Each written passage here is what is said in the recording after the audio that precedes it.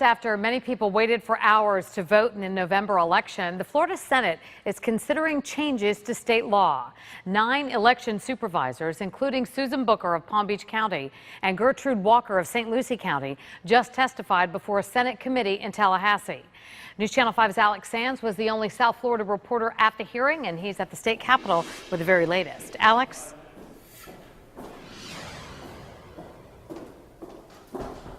The hearing just wrapped up, Kelly, just behind us, and there's certainly some sense after everything we heard, everything we saw, that some change is likely coming to the state's elections laws. Think back to the fall, those long lines so many of us witnessed, those 6 to 7 hour waits to vote, those issues with the ballots. There is consensus today after hearing from several election supervisors from across Florida, including those 2 in our area, that there is some change coming in terms of early voting, possibly more days for early voting, at least 8, possibly as many as 14 if they have it their way. Also letting voters vote the Sunday before the election, and for letting them decide about their early voting sites, just where people should vote and when.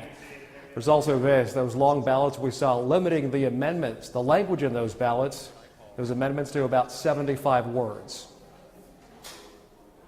I hope that the legislature really takes seriously our recommendations, because we are the ones that really know how to run elections in our counties, and our recommendations are genuine. We're only concerned about the voter, and we're concerned that transparency and efficiency is the process, and the voters deserve that.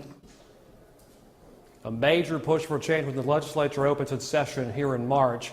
There is one more thing that elections officials want, something they say has to happen now before anything else happens. That part of our story when our coverage from the state capitol continues on News Channel 5 at 6. Alex Sands, WPTV News Channel 5.